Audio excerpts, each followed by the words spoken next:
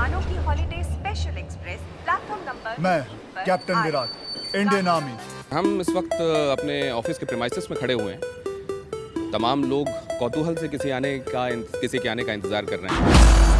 असल में ये कोई ऐसा है जिसके खेल आपके दिल के बहुत करीब हैं। वो खेल जो रुपहले पर्दे पर आपने साल दर साल देखे हैं। वो खेल जिसकी वजह से उसे खिलाड़ियों का खिलाड़ी कहा जाता है। ऑलराइट गाइस, ये रियल गेम, एक ही वक्त में ठोक दो सालों को। और इस बार वो ये कह रहा है कि a soldier is never of duty even when is not shooting. कुछ देर में वो तमाम लोग जो हॉलीडे फिल्म के साथ जुड़े हुए हैं हमारे साथ यहाँ चर्चा में शामिल होने वाले हैं। वो फिल्म जो एक फौजी की ऐसी कहानी है जिसमें वो आतंकवादियों के स्लीपर सेल्स को पहचानता है और उनको नष्ट करने में अपनी भूमिका निभाता है। डिफेंस इंटेलिजेंस एजेंसी, फौज में सीक्रेट एजेंट। ये बात मेरी फैमिली को भी नहीं पता। तुम लोग परिवार के साथ यहाँ चैन से जियो, इसलिए हम लोग रोज बॉर्डर पर मरते हैं।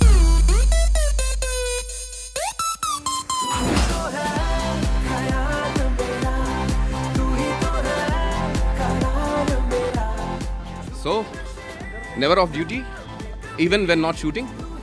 Well, that's the whole idea behind it. Just like our Prime Minister, he's never off duty. फौज में सीक्रेट एजेंट। ये बात मेरी फैमिली को भी नहीं पता। क्या ये इस वक्त में ये सबसे मुफीद मैसेज है जो आप देना भी चाहते हैं और शायद इस देश के लोग इस वक्त इस मैसेज को लेने के लिए भी तैयार हैं? वेल, ये बेसिकली एक आर्मी, ये फिल्म पूरी आर्मी डेडिकेटेड फिल्म है। DIA,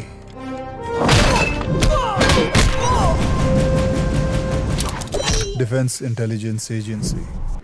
जैसे कि हम अच्छी तरह जानते हैं कि एक आदमी जो यूनिफॉर्म पहनता है वो कभी भी ऑफ ड्यूटी नहीं होता। तुम लोग परिवार के साथ यहाँ चैन से जियो, इसलिए हम लोग रोज बॉर्डर पर मरते हैं। भले ही वो छुट्टियों पे हो, अगर वो कोई गलत काम देखेगा, अगर वो कोई गलत चीज़ देखेगा तो वो ऑब्वियसली उसके जो अंदर का जो यूनिफॉर्म है, उसकी जो ड्यूटी करने की जो पावर है वो हमेशा आ जाया करेगी and he will perform his duty, भले ही वो हॉलीडे पे क्यों ना हो। एक ही वक्त में ठोक दो सालों को। दिल्ली की गर्मी अपने आप में आपको स्टंट नहीं लगती? नहीं, दिल्ली का नहीं, आप तो दिल्ली के रहने वाले हैं, लेकिन आप मुंबई के और एसी कमरों के अभ्यस्त हो गए होंगे। नहीं, बिल्कुल नहीं, ऐसी बात नहीं है। और अब हम बाकायदा स्टूडियो में बैठे हुए हैं। अक्षय और विपुल शाह हमारे साथ हैं। विपुल, आप कहाँ रह गए थे? सीढ़ियों पे आप नजर नहीं आए। अक्षय के साथ हम अकेले पहुंचे स्टूडियो। वो जहाँ जहाँ ये जाते हैं भीड़ इतनी हो जाती है कि हमको पीछे हट जाना पड़ता है। कोई चारा नहीं तो लोग हमें धक्का मार देंगे। अक्षय, आपके लिए वो कैमरे फिल्मों वाले और इनके सामने ये कुछ अलग होता है या कैमरा आपके लिए कैमरा होता है? ये कैमरा होता है मेरे लिए, और बस ये जो कैमरा है मतलब न्यूज़ के लिए कैमरा है, लेकिन एक्चुअली कैमरा ही होता है। एक्चुअली कैमरा ही होता है। और इसने वो सब चीज़ पकड़नी है जो कि एक फिल्म वाला कैमरा भी पकड़ेगा, इसने भी वही पकड़ना है। इमोशन वो सारे पकड़ लेता है एंड कैमरा ही होता है। इन दिनों पॉलिटिकल एक्टिविटीज़ बड़ी गर्म हैं, बड़ी सरगर्म है और आप दिल्ली में हैं। शपथ ग्रहण हो के हटा है अभी हर कोई मोदी की तरफ देख रहा है, चेंज के लिए देख रहा है। अक्षय कुमार भी इस तरह की न्यूज़ में, इन बातों में इंटरेस्टेड होते हैं? हाँ जी, बिल्कुल। सारा टाइम हम भी देखते हैं न्यूज़ क्या हो रहा है, क्योंकि देश की बात है। देश का पूरा पलड़ा चेंज हो रहा है। अब कहाँ जाएगा ये देखना है। सबको उम्मीद बहुत है और आई एम श्योर कि हमारे जो प्रधानमंत्री हैं वो उस चीज़ पे खरे ही उतरेंगे, क्योंकि जिस हिसाब से काम चल रहा है, जो उन्होंने कार्य किया है। आज पूरा दिन की न्यूज़ आई, 8 मीटिंगें हुई हैं और ये सारी बाकायदा बड़े बड़े लोगों से मुलाकात हुई है, और अभी भी कैबिनेट मीटिंग आई थिंक अभी ख़त्म हो गई है। And so it is going to be a big task and the best part is कितना ओपन है। सब चीज़ें हम सबको पता चलती है, मतलब कोई भी बात छुपी नहीं है। मीडिया बिल्कुल बाकायदा सब कुछ चीज़ें आपके सामने ले आती हैं। तो बहुत ही अच्छी लेकिन बात। दूसरी बात जिसमें हम इंटरेस्टेड हैं वो ये कि आप फिटनेस रिजीम में इतना काम करते हैं, फिटनेस को लेकर इतने सजग रहते हैं, नरेंद्र मोदी इस उम्र में लगता है कब सोते होंगे, कब उनके पास खाने के लिए और खुद के लिए वक्त होता होगा, जिस तरीके से वो देश के कामों में लगे हुए हैं। क्या ये बातें आपको भी हैरान करती हैं? आप समझते हैं कि ये सब कैसे मैनेज किया जाता है? वेल, हैरानगी की तो बात है, क्योंकि एक इंसान सब जगह काम करता है, सब जगह उठ के मिलता है, लोगों से बात करता है। ये बात तो बिल्कुल हैरानगी वाली बात है। ये मैं ही नहीं सोचता, ये सारे ही सोचते हैं कि वो सोते कब होंगे, उठते कब होंगे, कैसे काम करते होंगे, खाना कब खाते होंगे। लेकिन आई एम श्योर उनकी जो मैनेजमेंट है वो इतनी कमाल की है और वो कर ही लेते हैं कैसे न कैसे। विपुल शाह हमारे साथ मौजूद हैं। कहते हैं गुजरात के लोगों को 24 को 48 और 48 को 72 बदलते आता है। तो ये 24 घंटे में से इतने सारे घंटे कैसे निकाल लिए जाते हैं विपुल? मुझे तो ये लगता है कि जैसे अक्षय जी ने अभी कहा कि मोदी जी की प्लानिंग इतनी कमाल की है और मुझे लगता है उसी की वजह से ये मुमकिन है। अगर आप देखें पिछले कुछ दिनों के जिस तरीके से उन्होंने पूरे मैटर को हैंडल किया है, हमारे पॉलिटिकल सिस्टम में इस तरीके का प्राइम मिनिस्टर का स्वेरिंग सेरेमनी कभी इस तरीके से हैंडल नहीं होता। साक के प्रधानमंत्रियों को बुलाना या जिस तरीके से मीडिया को हैंडल करना, आज सारे साक के प्रधानमंत्रियों से उन्होंने मुलाकात की, अब कैबिनेट मीटिंग हो रही है, ये एक्स्ट्राऑर्डिनरी प्लानिंग के बिना नहीं हो सकता। कल रात को उनका वेबसाइट लॉन्च हो चुका है, पीएम होते ही उन्होंने इमीडिएटली वेबसाइट को लॉन्च किया ताकि लोग अपनी तकलीफ़ें उस पर दिखाना शुरू करें। तो ये जो है ये एक्स्ट्राऑर्डिनरी, पूरा वेबसाइट बदल चुका है जो पहले था, तो ये ऑलरेडी प्लान होगा ही होगा। जब फिल्में बनाते हैं तो इतने ही बारीक डिटेलिंग आपको करनी पड़ती है, पहले से आपको प्लान करना होता है, ब्लूप्रिंट बनाना होता है, फिर उसमें कई सारे डिविएशंस होते हैं जो एन वक्त तक चलते रहते हैं। कहते हैं कि अगर आपको डायरेक्टर प्रोड्यूसर बनना है तो पहले विग बनवा लें आप, क्योंकि बाल आपके वैसे ही जाने वाले हैं। अब अगर इतनी ही सिर खपाई है इसमें और फिर तो ये देश चलाने वाली बात है, तो आपको भी कई बार आप भी हैरान होते हैं कि क्या प्रोएक्टिविटी है ये? प्रोएक्टिविटी के बिना कोई भी काम करना आज की तारीख में नामुमकिन है। हमारी फिल्म मेकिंग अब पहले बहुत अलग थी, अब जो है वो हम डिसाइड करते हैं 6 महीने पहले, आर्टिस्टों से डेट लॉक होती है, पूरी स्क्रिप्ट बनी हुई होती है और वो 6 महीने हम डे नाइट काम करते हैं ताकि जब हम शूटिंग शुरू करें उसके बाद कोई रुकावट ना आए। पर ये क्रिएटिव फील्ड है, रोज़ नई चीज़ें आती हैं और उससे डील करना होता है और एक टीम वर्क के साथ ही ये पॉसिबल होता है। और मुझे वैसे ही लगता है कि मोदी जी की भी टीम उतनी ही अच्छी होगी या मतलब उससे भी कई गुना अच्छी होगी, वरना ये पॉसिबल नहीं। दुनिया में सबसे बड़ा खतरा इस वक्त स्लीपर सेल्स है। ये स्लीपर सेल्स क्या है? मुझे स्मार्ट लोगों से सख्त नफरत है। तुम लोग परिवार के साथ यहाँ चैन से जियो, इसलिए हम लोग रोज बॉर्डर पर मरते हैं। बहुत बड़े खतरे से टक्कर ले रहा है तू, स्लीपर सेल्स एक्टिवेट हो जाएंगे। तो अभी तक की चर्चा का मुलम्मा ये कि बगैर कड़ी मेहनत के असल में वो जो चमत्कार दिखाई दे रहा होता है वो बहुत कड़ी मेहनत का नतीजा होता है। और वैसी ही फिल्म मेकिंग अब नरेंद्र मोदी के लिए भी इंटरनल सिक्योरिटी एक बड़ी चिंता का सबब है। कई जगहों पर स्लीपर सेल्स काम कर रहे हैं, माओवाद एक बहुत बड़ा मसला है, 40% देश की ज़मीन रेड कॉरिडोर में तब्दील हो चुकी है। अब ऐसे में ये कि क्या ये इंटरनल सिक्योरिटी भी एक ऐसी बात है जो कम से कम नरेंद्र मोदी के लिए बाएं हाथ का काम होने वाला है। इसी एक मुद्दे पर लगभग आधारित एक फिल्म हॉलीडे, जिसमें विपुल और अक्षय साथ काम कर रहे हैं, इसमें क्या दिखाया गया है और कैसे ये इस वक्त देश को अपील करने वाली है, आइए अब उस तरफ चलें। हॉलीडे में क्या खास अक्षय? हॉलीडे के अंदर सबसे खास बात है कि हम उस मुद्दे पे बात करते हैं जिसकी बात आपने अभी की है, स्लीपर सेल्स। मैं कई लोगों को जानता हूं, ज़्यादा करके लोगों को स्लीपर सेल्स के बारे में नहीं पता कि स्लीपर सेल्स होता क्या है। यहाँ तक कि एक जन को पूछा था तो उसने तो बात टाल के, मतलब उसने तो ये कहा कि स्लीपर सेल्स वो रेलवे का डब्बा होता है जहाँ सोया जाता है। तो खैर फिर मैं यही बताना चाहूँगा लोगों को कि ये बहुत ही सीरियस मुद्दा है और हम कई स्लीपर सेल से घिरे हुए हैं। जो आप 9/11 देखते हैं, जो ताज में हुआ था, जो बहुत सारी चीज़ें बॉम्ब ब्लास्ट होते हैं, ये बेसिकली ऐसा नहीं होता है कि एक दिन टेररिस्ट आके कहीं से ये काम करके चला जाता है। ये कई कड़ी मेहनत होती है, कई 15 साल 20 साल से कुछ लोग हमारे सोसाइटी के अंदर हमारे साथ ब्लेंड हो जाते हैं और हमें पता तक नहीं चलता। ये उसकी कहानी है कि वो लोग कौन होते हैं, उसे कैसे पहचाना जाए, कैसे हमें एकदम सावधान रहना चाहिए, चाहे वो हमारे पड़ोसी क्यों ना हो, चाहे वो हमारा ड्राइवर क्यों ना हो। यहाँ तक कि स्लीपर सेल्स की बीवियों को नहीं पता होता है कि क्या होता है। कई बार हम न्यूज़ पे देखते हैं कि हाँ, न्यूज़ वाला पूछ रहा होता है कि जी वो बॉम्ब ब्लास्ट हुआ था और उनको जिसने करवाया है उसको तो आप जानते हैं। हाँ जी, वो तो हमारे पड़ोसी थे, हमारे तो बच्चे उनके साथ खेला करते थे, हमें तो कभी विश्वास ही नहीं हुआ ऐसा कर सकते हैं। तौबा तौबा, आजकल तो किसी पे विश्वास हो ही नहीं सकता।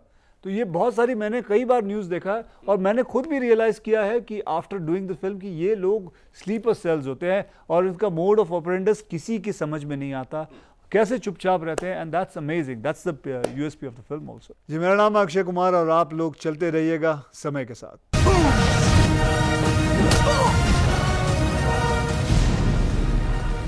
असल में हम राजीव हरिओम भाटिया साहब से बात कर रहे हैं।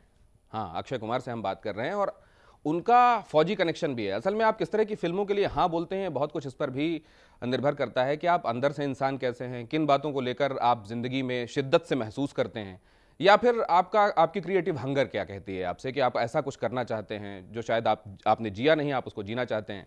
क्योंकि अक्षय के पिताजी खुद इंडियन आर्मी में रहे और उसके बाद उन्होंने एक डिफरेंट जॉब ऑप्ट किया।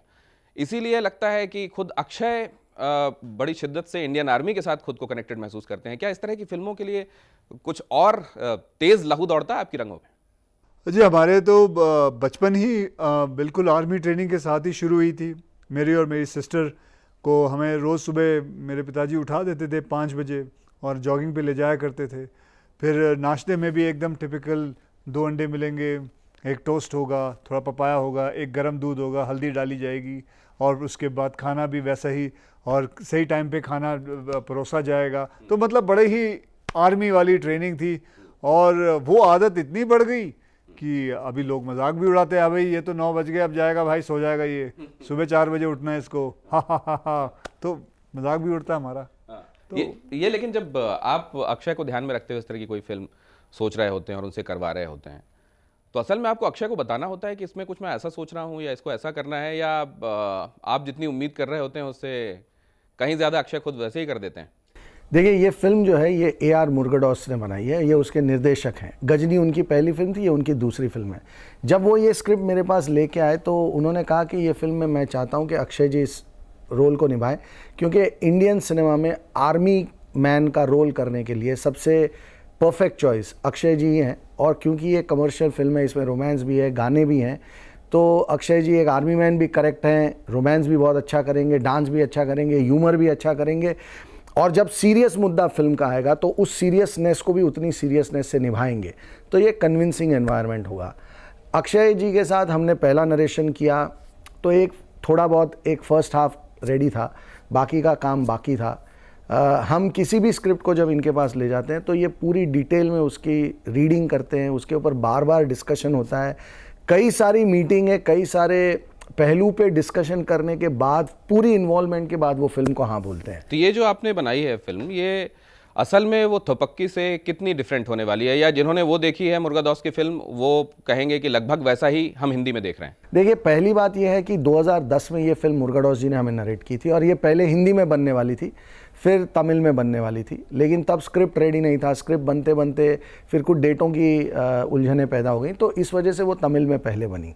तो जो स्क्रिप्ट हमने बनाया है वो हम पहले से यही बनाना चाहते थे, क्योंकि हमें लगता है कि ये हमारी ऑडियंस के लिए बहुत ही एक्स्ट्राऑर्डिनरी स्क्रिप्ट है। और जो इसका कॉन्सेप्ट है वो चाहे तमिल में बने, अंग्रेज़ी में बने, हिंदी में बने या किसी भी लैंग्वेज में बने, इसका जो कॉन्सेप्ट और उसका जो सोशल रेलेवेंस है, जो आज के समाज को जिस तरीके से ये फिल्म अपील करती है, वो हर लैंग्वेज में कॉमन है। क्योंकि पूरे देश में, जैसे आपने कहा, माओवाद है, नक्सलाइट्स हैं, या स्लीपर सेल का जो प्रॉब्लम है, इंटरनल सिक्योरिटी का जो इशू है, वो पूरे देश में लागू होता है। तो फिल्म जो है उसकी एक यूनिवर्सल अपील है। और ये फिल्म अब देख के लोग तय करें कि तमिल से कितनी अलग है या कितनी एक सरीकी है। हमने हमारे हिसाब से जो स्क्रिप्ट लिखा था हमने वो बनाया है, और मुझे ये लगता है कि ये एक बेहतरीन थ्रिलर बन के उभर के आया है। ये जब विपुल का नाम आता है, सोनाक्षी का नाम आता है, अक्षय, लोग ये समझना चाहते हैं कि जब आप किसी के साथ उस केमिस्ट्री की जिसकी बात होती है वो जब लंबे वक्त तक चलती है तो उसमें क्या रिलेशनशिप फटीग आता है, बाद में वो जो चीज़ें कहीं छिपी होती हैं वो नुमायाँ होती हैं और आपको वो बड़ी बड़ी नज़र आने लगती हैं, या यही आगे आते आते और मजबूत बॉन्ड में बदलती हैं? ये मजबूत बॉन्ड में बदल जाती हैं, क्योंकि मैंने इनके साथ इतनी फिल्में कर चुका हूँ, करीबन 6 फिल्में कर चुका हूँ, और हम दोनों एक दूसरे को अच्छी तरह समझते हैं। जिस फिल्म के ये बनाना चाहते हैं वो फिल्म मैं करना चाहता हूँ। एंड एक बात हो जाती है, मैं इनका इशारा समझता हूँ, ये मेरा इशारा समझते हैं, एंड सो एक chemistry is bonded. So this is our 7th film, छठी फिल्म है. Okay, so that bond is always there. और ये सोनाक्षी के सिलसिले में क्या होता है? क्या वो आपके लिए कहीं, जैसे खिलाड़ियों के संदर्भ में हम सुनते हैं कि कोई एक खास बैट से खेलते हुए उनको लगता है कि उनके लिए चीज़ें ठीक होंगी, कोई एक ग्लव्स लेके जाता है, क्या खिलाड़ी कुमार भी ऐसे ही कुछ सोचते हैं सोनाक्षी के साथ फिल्म करते हुए? ऐसी बात नहीं है. ये सोनाक्षी का कॉल था, ये मुरुगदॉस जी का कॉल था. उन्होंने कहा कि मुझे I want her to play. It was a girl who knows boxing very well, so he wanted a girl like her, and that is where he took a call. तो फिर क्या उन्होंने मोहम्मद अली की बेटी जैसा कुछ प्रैक्टिस करने की कोशिश की है, ढालने की? नहीं, मतलब इतना भी रोल नहीं है कि वो पूरा बाकायदा मोहम्मद अली की बेटी की तरह बॉक्सिंग करते हुए नजर आएगी, जहाँ स्लीपर सेल नजर आए, 2-4 घूसे उसको मार दिए, ऐसा कुछ नहीं है. She is just playing boxing, एक अपने कॉलेज को रिप्रेजेंट करती है, छोटा सा सीक्वेंस है, दैट्स इट.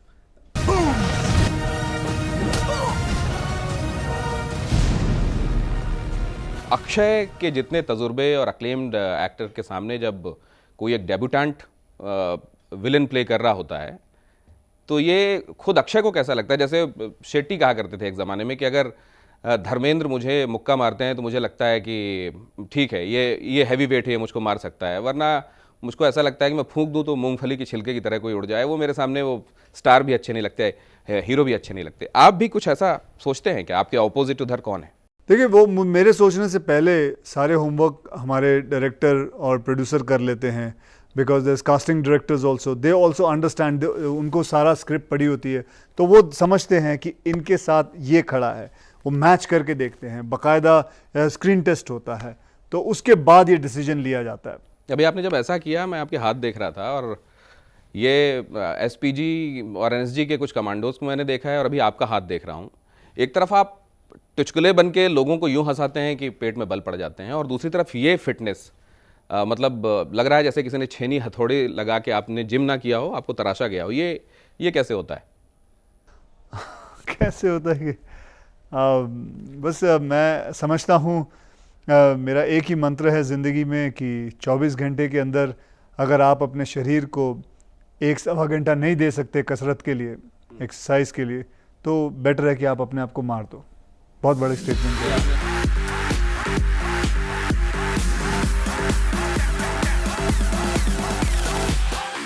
ये आपने हाँ कहा है पहले, और मैंने सुना भी है, और मैंने लेकिन कई बार कोशिश की है कि मैं अपने आप को 1 घंटे दूं. तो फिर क्या करते हैं आप? लेकिन मैं अपने आप को मार नहीं पाया.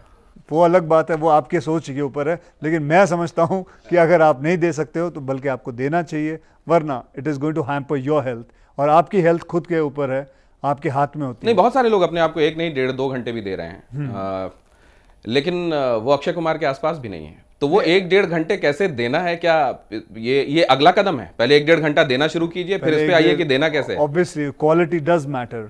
मतलब सिर्फ यही है नहीं है कि जहाँ ट्रेडमिल देखा वहाँ 1-1.5 घंटा दौड़ लिए, बस उतना काफ़ी है.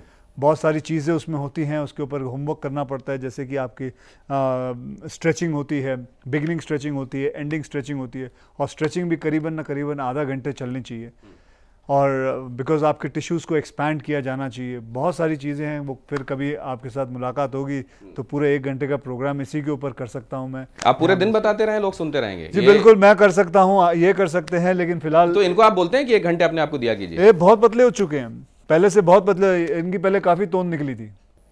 हाँ, अब तो समझ में नहीं आ रही ऐसे बैठे हुए. अब तो काफ़ी पतले हो गए हैं. अभी फिर भी ठीक, करीबन ना मेरे हिसाब से करीबन 12 किलो निकला है. नहीं, तो आप करते क्या है? मतलब एक बार आपने बोल दिया, और क्योंकि आप बोल रहे हैं, अक्षय कुमार बोल रहे हैं, तो इन्होंने फॉलो करना शुरू कर दिया. इन्होंने या आप तब तक टोकते हैं आसपास वालों को जब तक वो करना ना शुरू करें? इन्होंने बहुत ही सिंपल तरीका फॉलो किया, जो मैं कई लोगों को कहता हूँ कि 6:30 बजे से पहले खाना खा लें शाम को. और अच्छा, और फिर उसके बाद वो 1 घंटे ना भी दें तो चलेगा, या वो कंपलसरी? वो अगर आप जैसे लोग जो ना दे पाते हैं, जो कुछ ज्यादा ही बिजी हैं पैसा कमाने के चक्कर में, अच्छा, अक्षय कुमार से ज्यादा ध्यान दीजिएगा इस बात पे. हाँ, तो बिल्कुल. हाँ, ये अब मैं छापा कैसे पड़वाएंगे ये, और बाद में निकलेगा मेरे पास से. एक मेरी बात सुनिए, चलो मैं आपसे ज्यादा पैसे कमाता हूँ, लेकिन वक्त तो देता हूँ अपने. हाँ, ये बात आपको करना चाहिए. ये बात कर, ये आज आप कसम खाएं कि आप अपने शरीर को 1 घंटा तो देंगे ही देंगे. तो अगली बार फिर ये हिसाब लेने कौन आएगा? मतलब मैं तो कसम खा रहा हूं. मतलब आपने हिसाब अपने आप को देना. चलिए फिर ठीक है, ये आप हिसाब अपने, मेरी बनेगी. ये बात तो बिल्कुल सही है. आप अपने आप से क्या करते हैं? ये आपको रोज टोकते हैं, आपने ले लिया? नहीं, ये टोकते नहीं, आपको सिर्फ हमारे बीच में बातें हुई थी, और ये जब जब इनको लगता है कि वज़न फिर थोड़ा गड़बड़ा रहा है तो फिर ध्यान आकर्षित करते हैं कि देख फिर तेरा छूट रहा है मामला, ध्यान दे। और मैंने एक सिंपल, मैं इनकी तरह एक्सरसाइज नहीं कर सकता, लेकिन मैंने वॉक करना शुरू किया और अब मैं 8 किलोमीटर चलता हूँ। अक्सर हफ्ते में 4 या 5 दिन चल लेता हूँ, तो उससे अगर बहुत फर्क पड़ता है। अक्षय ये कहते हैं कि वो 1 घंटे आप अपनी सेहत के लिए निकाल सकते हैं, विपुल ये कह रहे हैं कि वो 8 किलोमीटर चलना शुरू कर चुके हैं। इन लोगों का शेड्यूल कितना बिजी होता है ये आप अंदाजा लगा सकते हैं। तो जाहिर है हम में से बहुत सारे लोगों को सबक सीखने की जरूरत है। मैं लेकिन आपको एक ही बात बताऊं, मैं पहले ऐसा मानता था कि मैं छुट्टी ले ही नहीं सकता, मेरे पास टाइम ही नहीं है। फिर मैंने संडे छुट्टी लेना शुरू किया और अब सारा काम सैटरडे तक बहुत प्यार मोहब्बत से ख़त्म हो जाता है। अब मैं सोच रहा हूं कि आने वाले कुछ सालों के बाद मैं सैटरडे भी छुट्टी करूंगा। अक्षय जी ऑलरेडी उस रास्ते पे चल पड़े हैं और मुझे लगता है मंडे टू फ्राइडे में भी काम तो हो ही जाएगा। सवाल सिर्फ यह है कि हम अपने आप को कितना डिसिप्लिन करते हैं। So he is right, you need to discipline yourself. आप अपने आप से प्यार करें तो सब हो जाता है। तो अक्षय होता क्या जब आप प्लान प्रोग्राम करते हैं खुद को, जैसे मैं अपनी बात कर रहा हूं, अगर मैंने खुद के साथ ये प्रॉमिस किया है कि मैं 1 घंटे खुद को दूंगा, मैं ऐसा ऐसा करूंगा, और अगर वो नहीं हो पाता तो वो नहीं हो पाने की कोफ्त मुझको और ज़्यादा रोक देती है वो करने से। देखिए कभी कभी हो सकता है इंसान बहुत ज़्यादा बिजी हो जाता है और फिर सबसे ज़्यादा मोटापा जो है वो आपके खाने के तरीके से आता भी आता है। बे वक्त पे खाना खाना, इससे कई ज़्यादा मतलब मोटापा आपको आ सकता है। एंड मुझे ऐसा लग रहा है मैं आज हेल्थ के ऊपर ही बात करता हूं। नहीं बिल्कुल, क्योंकि आप जहां भी जाएंगे हेल्थ के ऊपर आपसे बात होगी और दूसरा लोग ये भी जानना चाहते हैं कि मैं समझ रहा हूं हेल्थ चैनल हो चुका है, आज हम हेल्थ के ऊपर ही बात करेंगे। अभी थोड़ी देर में वो खाने वाले टिप्स भी देने वाले हैं, लेकिन उससे बिल्कुल। पहले ये स्काईफॉल ग्रेग पॉवेल जिनकी बात होती है, वो अक्षय को क्या स्टंट सिखाएंगे? मतलब लोग यही बात करते हैं कि वो चैपल आए थे, अब ये ग्रेग पॉवेल हैं और ग्रेग चैपल, अब उन्होंने क्या सिखाया होगा यहाँ पर सचिन तेंदुलकर को बैटिंग करना, और वो क्या सिखाएंगे अक्षय को स्टंट करना? क्या क्या मैंने काफ़ी कुछ सीखा ग्रेग पॉवेल से। उनसे मैंने बंदूक को सही तरीके से पकड़ के चलाना सीखा।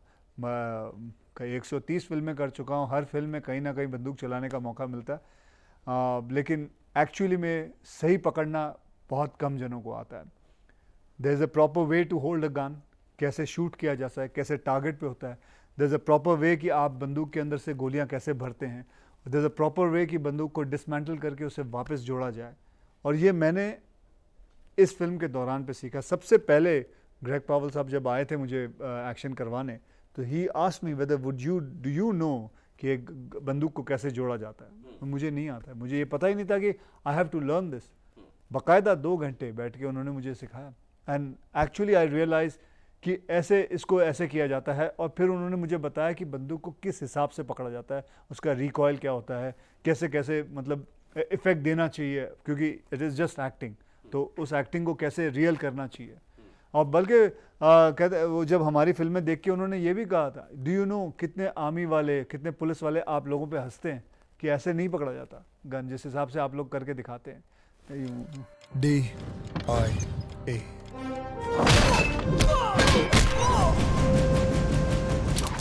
Defence intelligence agency. ये देखा है हमने हिंदी फिल्मों में अक्सर, हाँ बिल्कुल यही देखा। तो ये क्या स्टंट पॉवेल के साथ आपका यहीं तक महदूद रहा या इसके अलावा भी बहुत कुछ? क्योंकि हमारे जहन में जब स्टंट की बात होती है ना, हमारा परसेप्शन ये है कि हवा में उड़ता हुआ कोई, किसी के ऊपर जाता हुआ कोई किक, या इसके अंदर सारे कुछ जितने भी आप स्टंट्स और जितने भी आप फाइट्स देखोगे, इट इज़ रियल, बहुत रियल किस्म की फाइट्स हैं। और यहाँ तक कि जब मैं किसी को पंच मारता हूँ स्टमक पे, तो ऐसा नहीं है, हम तो वैसे दिखाते हैं कि यहाँ से करके निकल गया, लेकिन ये बाकायदा एक दूसरे को we had to touch each other because he wanted that thing, क्योंकि वहाँ हमने हल्का सा डस्ट रखा था, तो हम एक दूसरे को रियल पंच मारते थे। We had to condition ourselves. काफ़ी फाइटर्स भी आए हुए थे, वो साथ में अपने लेके आए हुए थे, पूरी की पूरी टीम लेके आए हुए थे, और उन्होंने सब ने मिल के मतलब एक रियल फाइट पेश किया। और मुझे एक टेक्निकल टर्म है अकीडो, वो भी सिखाया। 21 साल बाद असल में आपने पूरे तौर पर फिर से सैनिक को जिया है। जी हाँ। पर्दे पर सैनिक के बाद। जी बिल्कुल। तो ये क्या आपकी हसरत दबी रही जो इतने दिनों बाद ये अरमान निकले हैं, या फिर ये एक कभी कोई स्क्रिप्ट मिली नहीं, उस हिसाब से कभी कोई स्क्रिप्ट मिली नहीं जिसके अंदर आर्मी का रोल मैं अदा कर सकूं।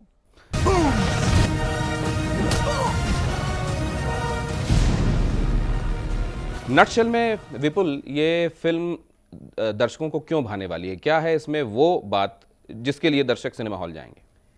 देखिए, एक तो सबसे बड़ी बात है कि अक्षय जी की फिल्में, साथ में मुर्गाडॉस जैसे डायरेक्टर हैं जिन्होंने इससे पहले गजनी बनाई थी, ये उनकी दूसरी फिल्म है। हमने साथ में मिलकर कुछ अच्छी फिल्में की हैं, सोनाक्षी है इस फिल्म में। ये सारी एक टीम वर्क, जहाँ तक टीम का सवाल है। उसके बाद इस फिल्म की जो कहानी है, ये हमारी आज की सामाजिक व्यवस्था से बहुत मिलती है, बहुत रियलिस्टिक तरीके से बनाई हुई फिल्म है। मैं क्योंकि प्रोड्यूसर हूँ और मेरे ऊपर एक एरोगेंस का लेवल नहीं लगेगा अगर मैं इस फिल्म के बारे में बात करूं खुल के। मैं ऐसा मानता हूं कि हिंदी सिनेमा में जिस तरीके से थ्रिलर्स बनते हैं वो आज के बाद बदल जाएंगे। हॉलीडे उस श्रेणी की पहली फिल्म होगी और यहाँ से थ्रिलर को बनाने का पूरा नज़रिया जो है वो बदल जाएगा और इसका पूरा क्रेडिट हमारे डायरेक्टर मुर्गाडॉस जी को जाता है। उन्होंने बहुत ही एक्स्ट्राऑर्डिनरी फिल्म बनाई है। It's a very intelligent film, बहुत इंटेलिजेंट फिल्म है। सारे कमर्शियल एलिमेंट होने के बावजूद ये जब आप थिएटर से बाहर निकलेंगे तो आप घर लेके जाएंगे बहुत सारा इस फिल्म से। और एक बहुत स्टाइलाइज थ्रिलर है, साथ एक बहुत अच्छा मैसेज है। इसलिए मैं समझता हूँ कि ये फिल्म देखने की बहुत सारी वजह हैं लोगों के लिए। अक्षय, आपके मुताबिक? जी, इन्होंने सारा कुछ कह दिया, मेरे लिए कुछ छोड़ा ही नहीं। यही सब बातें हैं जो लोगों को भाएंगी। और मैं ख़ास करके एक और बार वापस कहना चाहूँगा मेरे डायरेक्टर के बारे में, मुर्गाडॉस, जो कि कमाल के इंसान हैं, जीनियस हैं और भले ही छोटे कद के हैं, लेकिन दिमाग उनका बहुत उच्च सोचता है। एक स्क्रिप्ट के ऊपर 3 साल गुजारना बहुत बड़ी बात है। और इनकी जितनी भी पहले भी पुरानी फिल्में हैं, एक रमन्ना है, बहुत सारी और फिल्में हैं, हर आदमी, मैं कह सकता हूँ कि इनकी फिल्म हमेशा तमिल में जब बनती है तो तेलुगु वाले लेके जाते हैं, तेलुगु वाले लेके जाते हैं, कन्नड़ वाले लेके जाते हैं, मलयालम वाले लेके जाते हैं, हिंदी वाले लेके जाते हैं। ऐसे कितनी फिल्में हैं जो सब लोग रीमेक करना चाहते हैं। So you can imagine that man's vision, वो आदमी की सोच क्या है। और मतलब हमेशा, और कमाल की बात तो यह है कि अगर कभी आप उनसे मिलें तो चुपचाप रहेंगे, बात ही नहीं करते। अगर वो आज होते यहाँ, आपने एक प्रश्न पूछा होता, उसका उत्तर सिर्फ यस सर, नाइस नाइस, कैसी है film sir, why should people watch. तो क्या ये उस दौरान होता है जब आप उनको ये लगता है कि शायद ये बातें की जा रही हैं लेकिन उतने उनके काम की नहीं है, या काम के दौरान भी वो चुप्पी बरतते हैं?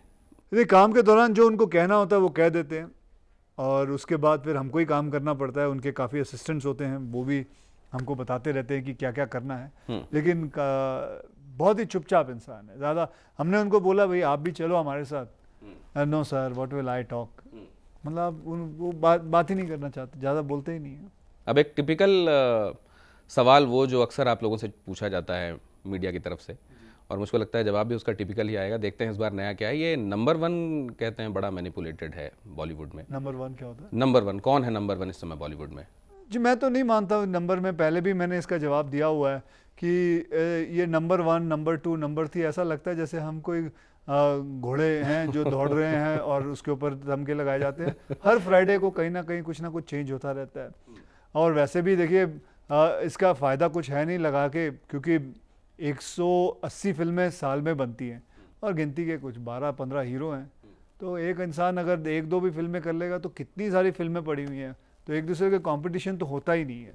सबके पास बहुत काम है, ढेर सारा काम। तो इसमें अक्षय कुमार एक टिपिकल नो नॉनसेंस सोल्जर की तरह नजर आएंगे और शायद वहीं पे वो थोड़ा बहुत जो एक ह्यूमर और डिस्क्रीट तरीके से वो भी आप कर रहे हैं। हल्का फुल्का जहाँ ज़रूरत है, क्योंकि ये कहानी है एक सोल्जर जो अपने हॉलिडे के लिए आता है, उसके माँ बाप उसकी शादी करवाना चाहते हैं, अरेंज मैरिज करवाना चाहते हैं, तो वो एक छोटा सा ट्रैक चलता रहता है। और साथ ही में जब उसके हॉलिडे में वो देखता है कि यहाँ कुछ स्लीपर सेल्स मौजूद हैं, he comes into an incident कि जहाँ उसको महसूस होता है कि यहाँ कुछ गड़बड़ है। And that is why it is called soldier is never of duty, because वो ड्यूटी के अंदर चला जाता है विदाउट वेयरिंग हिज यूनिफॉर्म। ये क्या सीक्वेंस था जिसमें आप खुद को चोट दे बैठे थे? वो छोटी सी आई थिंक ट्रक वाला जो मेरे पैर के ऊपर से एक ट्रक गुजर गया था। हमेशा ये देखा गया है कि बड़े स्टंट्स कभी कुछ ज़्यादा असर नहीं करते। It is the small things which you take for granted. And मैंने रियलाइज़ नहीं किया कि मेरे पीछे से एक ट्रक आ रहा है और ट्रक का पहिया मेरे पैर के ऊपर से चला गया। ट्रक का पहिया वाकई आपके पैर के ऊपर से गुजर गया? जी। थाई से होके? नहीं, पैर से होके। पैर के ऊपर। शुक्र है आप सलामत हैं। अब ये गोविंदा उसमें क्या कर रहे हैं?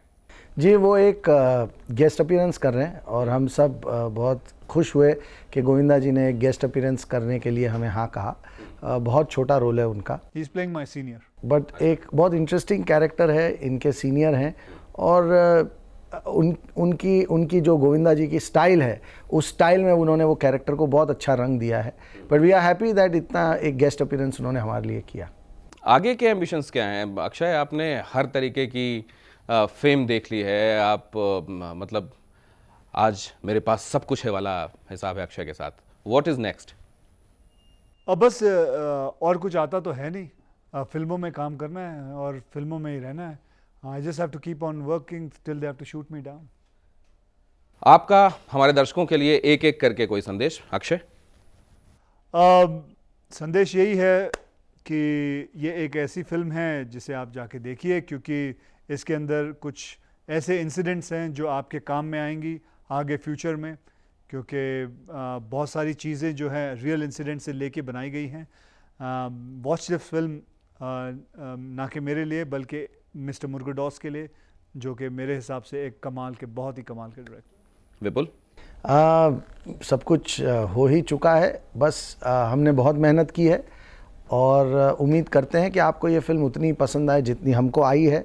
हमने अभी इनफैक्ट कल यहाँ से जाके सुबह में फिल्म कंप्लीट देख के वापस आए हैं और हम इतने खुश थे वापसी में कि we were proud of the film that we made. हमें बहुत गर्व है कि हमने ये फिल्म बनाई है और अगर इतने खुशी के साथ ऑडियंस का प्यार भी मिल जाएगा तो सोने पे सुहागा। तो अब दो गुजारिशें और अक्षय आपसे चलते चलते। एक तो ये कि हम लोग बड़े छोटे कस्बों से यहाँ तक पहुँचे हैं और हमारे यहाँ जब तक हीरो आके अपनी फिल्म का डायलॉग ना बोल देना, हम लोग का पेट नहीं भरता। तो एक दो अगर आप वो कर पाएँ, और दूसरा एक रिक्वेस्ट आपको ये करनी है कि हमारे दर्शक हमारे साथ बने रहें। तो पहले तो डायलॉग, तो आप कैसे कहते हैं उसमें कि soldier is never of duty या DIA, even when DIA defence he is on holiday? नहीं, वो है ही नहीं, मतलब ऐसा वो डायलॉग अच्छा, नहीं है। वो डायलॉग नहीं, वो केवल टैग लाइन है। सिर्फ उसके अंदर यही है कि मैं अपना इंट्रोडक्शन दूं, मेरा नाम है Virat Bakshi, DIA defence intelligence agency. बहुत धन्यवाद आप दोनों का स्टूडियो पहुंचने के लिए और बहुत सारी शुभकामनाएं। ये हॉलीडे आप लोगों के लिए ज़बरदस्त सक्सेस लेकर आए और आगे भी आपके लिए ये सक्सेस बरकरार रहे। बहुत शुक्रिया हमारे साथ। Thank you very much. तो ये अक्षय कुमार और विपुल, और एक मुख्तलिफ प्रोग्राम में हम उम्मीद ये भी कर रहे हैं कि सोनाक्षी भी हमारे साथ जुड़ेंगी और फिर इन टोटलिटी आप समझ पाएंगे ये फिल्म क्या है और क्या आपको ये फिल्म देखनी है। वैसे हमें पता है, अभी तक आप फैसला कर चुके हैं। बहुत धन्यवाद हमारे साथ जुड़े रहने के लिए।